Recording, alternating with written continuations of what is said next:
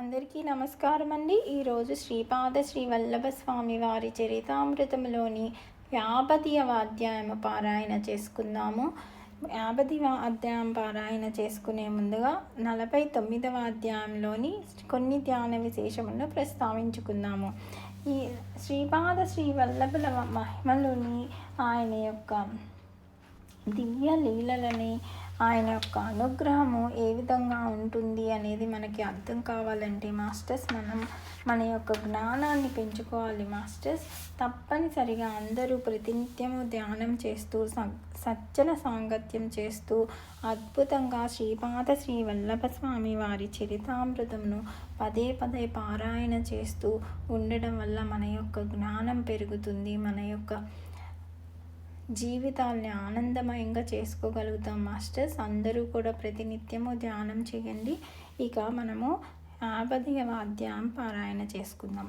శ్రీపాదరాజం శరణం ప్రపద్యే. గురునింద చేసిన ఎడల కలిగే దారిద్ర్యము మొదలైన శాపముల నివృత్తి. నామస్మరణ మహిమ.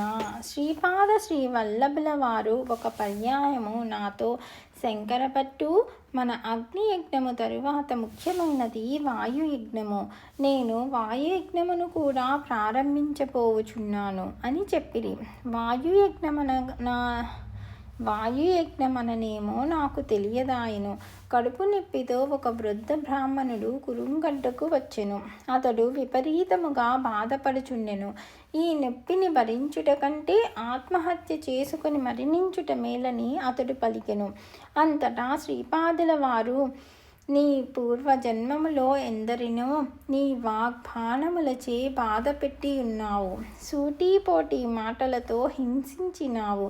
దాని ఫలితముగా నేడు నీకు ఈ దురదృష్టకరమైన వ్యాధి సంప్రాప్తమయ్యను.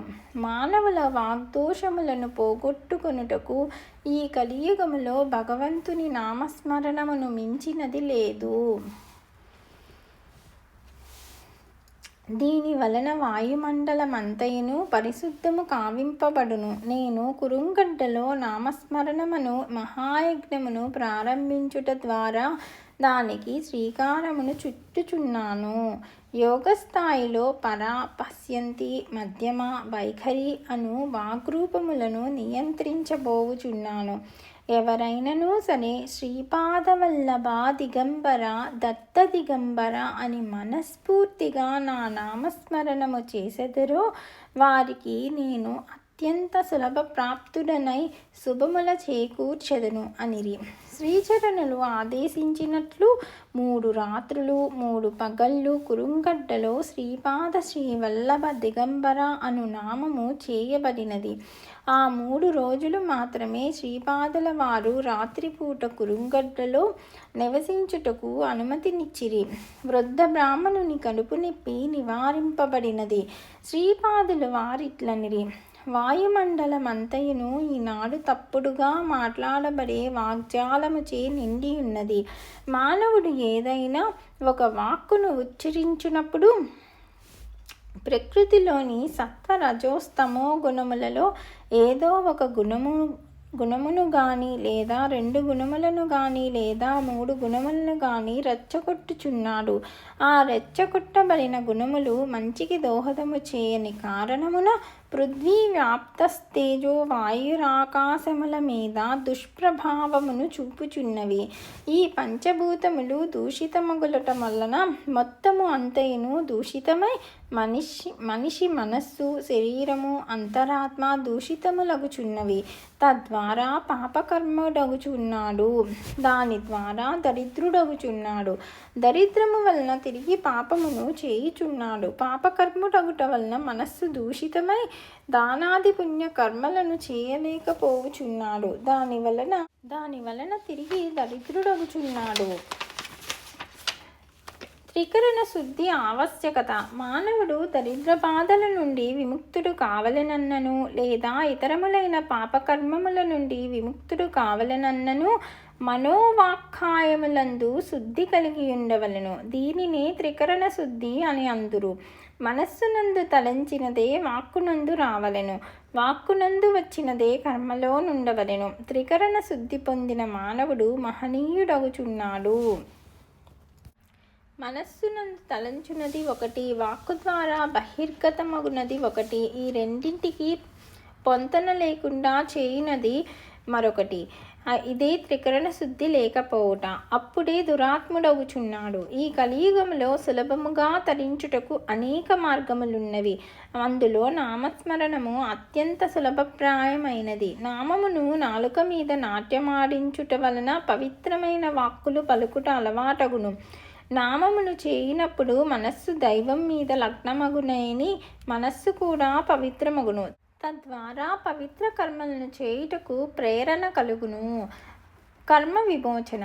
ఒక పర్యాయము క్షయవ్యాధి పీడితుడొకడు పూర్వపురమునకు వచ్చెను. అతనికి మధుమేహము కూడా కలదు. దానికి తోడు మరికొన్ని వ్యాధులను కలవు. వానిని చూచి శ్రీ మహాప్రభువులు చాలా కోపగించుకుని ఇట్లనిరి: ఈతడు పూర్వజన్మమున గజదొంగ. ఎందరో అమాయకుల సొమ్మును హరించి వారినందరినీ కడగండ్ల పాలు చేసినాడు. కుమార్తె వివాహమునకు ఒక తండ్రి దాచుకున్న ధనమును తస్కరించెను. ఆ తండ్రి ధనమును పోగొట్టుకొనుట వలన కుమార్తె వివాహమును చేయలేని వాడాయను. సకాలమున కుమార్తెకు వివాహము చేయలేకపోయినందున అతడు కులము నుండి బహిష్కృతుడయ్యెను. వరదక్షిణ నీయలేని కారణమున సరి అయిన సంబంధములు రాక వృద్ధులైన పెండ్లి కొడుకులే దొరుకుచుండిరి. అంతటా ఆ కన్య ఆత్మహత్య చేసుకొని అసువులు బాసెను. నిండు నూరేళ్ల జీవితము బుగ్గి పాలైనది. ఆ క్షయరోగి అత్యంత దీనాలాపములతో శ్రీచరణులను వేడుకొనెను.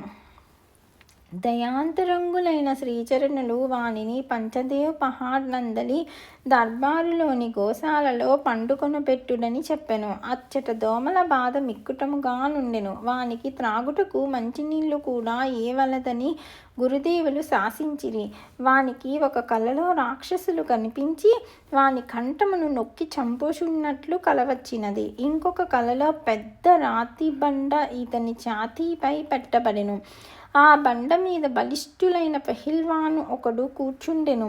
ఈ రెండు కలలతోనూ అతని కర్మఫలము పరిపక్వమై అతడు స్వస్థుడాయెను. భౌతికముగా అనేక సంవత్సరములు బాధపడవలసి ఉన్న దుష్కర్మయోగమును శ్రీపాదుల వారు ఆ క్షయపీడితుని చేత ఈ విధముగా మానసికముగా అనుభవింపచేసి కర్మ విముక్తిని చేసిరి. శ్రీపాద శ్రీవల్లభులకు జయము జయము. 50వ అధ్యాయము సంపూర్ణము.